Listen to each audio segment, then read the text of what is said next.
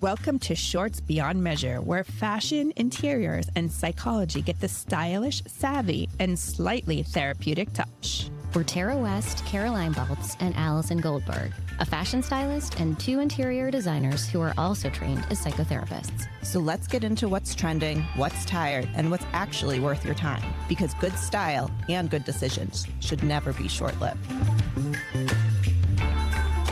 Hello, ladies. Good morning. Good afternoon. Good afternoon. All right, Good so after hi. we're going to take a turn, and I just want to tell you, I went to a wedding this past weekend. It was beautiful. It was in Maryland. Oh right my gosh, I love that picture of you with the vintage truck. with the truck. I want to take pictures like that. That was cool. So sweet. They came in on the truck after they got did? married on the back. Yeah. So anyways, it was so beautiful. It was like incredible land. All of a sudden, I see this tick on my husband's pants. And then I was like, oh my God. They're everywhere. I wasn't wearing underwear because it wouldn't fit under the dress. So I get back, and of course I had some drinks. And you guys know I don't like drinks. And I'm like, oh my God, there's definitely a tick in my ass. Like, I swear to God. I was. And Was then, there one? Sienna, my daughter, woke up with a tick in her armpit. Oh. Like not fully ingrained, but Yeah, do you yeah. know what I mean? So I have for 3 days been checking my I'm going ass. to check your ass. No, I'm good, but like when you Caroline, freeze you out. got the front end. I'll get the back. And I'm like, I'm not that kind of girl. I mean, I Davis. said they should have told us there were going to be ticks. And everybody's like, it's an outdoor wedding. Yeah. You know what Yeah. I mean? Oh There's my like an God. infestation of ticks. On Nantucket. Was it Nantucket? Yeah. Or the Martha's vineyard? Vineyard. I think it's the vineyard, and they're Yeah. saying No, is it's it Nantucket too. Oh, it is? Yeah. But yeah, I was freaked out. Oh, of course. That is I don't scary. want to tickle my hoo-ha.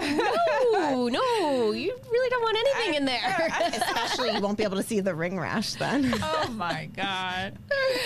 Anyways, it was wow. it was not to take the negative from the whole weekend. It was beautiful, but there was that. Yeah. There was that. But you know how you can give like dogs, like, you know, they have their whatever they take. Yes, And the they pill. Yeah. Why don't they have that for humans? I know. Why don't they? I'm just deeply, deeply afraid of getting Lyme disease. Like, I know people who have it, and it has really ruined their life. Oh, I'm yeah. deeply afraid. I've Yes. had 2 kids. So Chloe, when she was 18 months, like had the rash around her ear, and her behavior changed, and she was on Doxycycline.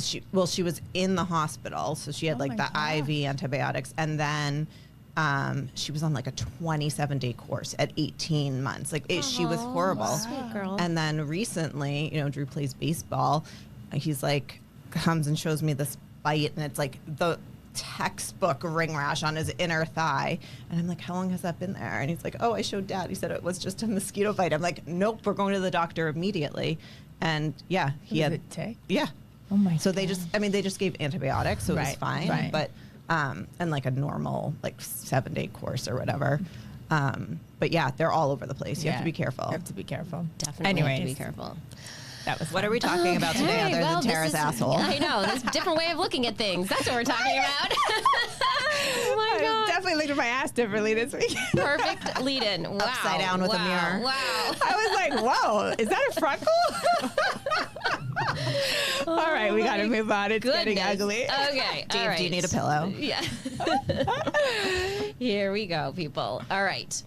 So today it's called Attention Restoration Theory. So basically it's called ART, and it's when you look at something differently than maybe the way it was intentioned to. And I feel like we do that a lot in our work, whether it's a room and actually you could orient it this way, or what about if we add the dining room to your living room since you have such a small dining room, and then that can be part of your family room, or like reorienting. It could be as much as an entire room, or it could be a single object. And I was thinking about what we do and how outdoor spaces are like the second living room now, especially going into summer and people are entertaining and the weather's nice. So thinking about like, for instance, I have this huge ginger jar that sat in the corner of my dining room. It's like a porcelain white one or whatever. I put it out on my patio and it just adds like a little bling. It wasn't really intended for that, but like makes me happy because it's a little decorative and it elevates the space. So there's tons of different scenarios for that in our design world. But I was thinking, do you have a Well, no, I was going to ask application? you. So when you guys are working with somebody, does that automatically come into your minds? Like you are or will somebody say, I kind of want to make this more of an open space, or I want more outdoor space? How do we bring this in? Or is that something that you guys can envision for them? I'll say it for me, that's been like the evolution of our design process, is that kind of when you start, like you look at things more concretely, and then as you find your footing and are a little bit more confident in your design work, you can start saying, well, what if we use the space differently? Like, what if we think outside of the box? And I think Caroline and I are very good at being like, that's a great idea, but it's not going to work in this space. Or, you know, like, she'll be like, no, I think we could do, like, take it to a whole nother level. Like, and it's kind of that ping and pong of how far can you take it with still being functional and beautiful and looking at it differently, but not outrageously. And maybe even looking at the scope of the project differently. Like, I feel like, and this may happen with you too, but sometimes once we have like a repeat client and now we're working on their Cape House or we're working on something else, and they say, well, I just want a new couch in my solarium. And then Allison and I will be like, okay, we elbow each other after the meeting. We're like, oh, we're going to blow this out of the water. This is going to be amazing. Right. Because we also have that confidence in that client, or that client has that confidence in us, right? Like, she trusts us. She knows that we know her style, her taste, and all this, and we know where to push with her and where to stay back and all of that. So I think that makes a difference. If it's a first-time client and they're more hesitant, you can put the ideas out there, but they might not necessarily go with it because they don't trust you yet. Right. I mean, I had a client a couple weeks ago, and she definitely dresses too young, and she kind of knew it. Like, are you talking about me? Yeah. And she has an incredible body. She's gorgeous. Oh, you're definitely talking about me. Here we go. She just needs to elevate, but it's very hard to kind of tell her that without showing her. Yeah. Mm-hmm. And so she kept and I told her, stop shopping. Like, don't shop until we shop together. Yeah. Because she loves to shop. And she just kept sending me like the same thing. And I'd say, too young, don't buy it, but don't buy it. So when she came to shop with me, usually what I do is I go an hour before, I pull stuff that I think that the client will like. And then I have them come in and try it on, and then we can walk the floor together, and then they can pull what they like.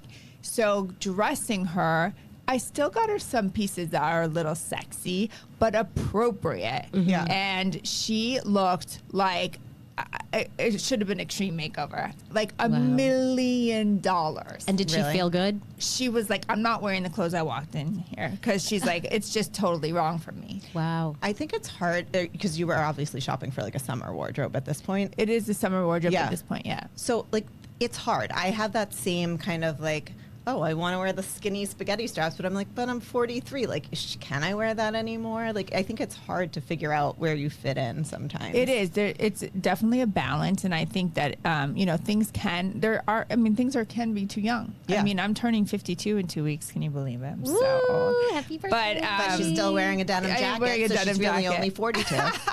But really, it's age appropriateness. And also, there's just things now that I have in my closet. I'm like, I'm 52. I can't wear that. Yeah. You know? Mm-hmm. Like what? What are you getting rid of? I mean, just like very short stuff. Like, I don't wear short stuff. I first of all, I can't with my legs anymore, but I really Yes, just, you can. Shut up. it's it just doesn't feel right. Yeah. It feels more like my daughter should be wearing that, you know? I feel like I have that issue because I'm so tall that a lot of the summer dresses are so short on me, and they're super cute and age appropriate until they barely cover my tush. Right. And so can I bring those to a tailor? Yeah, you could. I mean, the thing is if you can see your ass, it's too short. Caroline, if you change can't your bend outfit. over. Caroline's so tiny. I know. But we can, like, I can fit into that dress, but I can't wear it out in public. No, it would be so short on you for sure.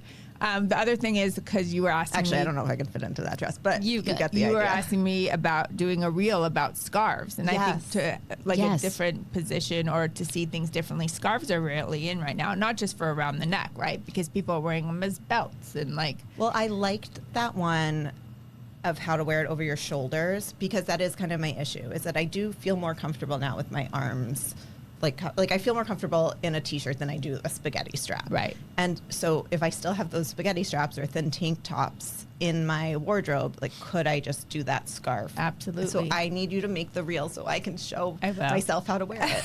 Yes. But it is interesting how you can take one thing like a scarf and use it in several different ways rather than just the way that you think, and that's kind of what you're talking about. Yeah, exactly what we're talking about. Have you seen, and this might be going too far, but have you seen the ties that you use? They show you how to like tie it around a dress or use it as a belt, and it's gorgeous. Yeah, it's beautiful. Can you Like do a man's tie? Yes. Yes. Can Yeah. you do that too? Yes, Because I'll I do have that a lot now. of David's ties sitting in his closet that aren't being used, and I think I'm going to put them around a dress. Yeah, and Yeah. ties can really just add like, especially if you're wearing all white or a monochromatic Yes. look, like just to put the belt around or the tie around as a belt or Yes. even a scarf, it really amplifies or elevates the look. Okay. All right. So you'll send us all instructions on how to do that too. Yes, I will. How do they get your newsletter? I'm just wondering. Like, if our listeners wanted your Oh, newsletter. my newsletter. Because My- I get a lot of good tips out of that. Oh, you do? Yeah. That's so good. My newsletter, you go to, you just have to subscribe to my blog. It's on my website, TaraWestFashion.com. And I've been doing it for so long. It's interesting because I don't know if you used to get it when I would take the pictures and all the clothes. And it was always me and everything. And then I just don't have the time anymore. So what do you And do? So Just do it like the clothes. we do like a mood topic. board, Like yeah. this week is, I said we should do what to wear to sporting event, to the World Cup, to Wimbledon, and to the F1 racing, because those are like so. Oh. And I have clients going to all those, and they don't know what to wear. I think those are hard things to dress for, actually, because you Yeah. want to feel like you're part of it. I mean, this wedding I just went to was it was a stumper. Everybody was calling like, what do I wear? Because you can't wear white and it's summer. You're kind of in like this Sundress, but you need it but more. it needs nicer. You need it to be fancier. Yeah. right. So, anyways, but fun stuff, all fun. I like a challenge. Yeah. I'm sure you guys do too. Yeah. So are you doing like dresses and sneakers? Like for some, like I could see that being good for a sporting event. Dresses and sneakers. I think Reformation just did, and sometimes Reformation could be a little young, but they Yes, the 3-piece tennis suit. and they also outfit. just collaborated with, I forget the name of the, but for the World Cup. And so Oh, they they have did? really cute like shorts and shirts, like soccer looking shirts, but more feminine. Yeah. It's cute. Oh, We should that go is to cute. something sporty. We should. Just kidding. We should go to a bar. This is a sport. Oh, you want to go to sports bar? Okay. It's a good place to find men. All right, ladies, we have exhausted this topic. Maybe So good. Okay. Yeah, so good. Thanks for listening, guys. I Bye. know. Thank you. Bye. That's it for this week's shortlist. Thanks for listening. If you enjoyed today's conversation, share it, leave a review, or let us know what's on your short list. Shorts beyond measure, because the most important things in life can't be quantified.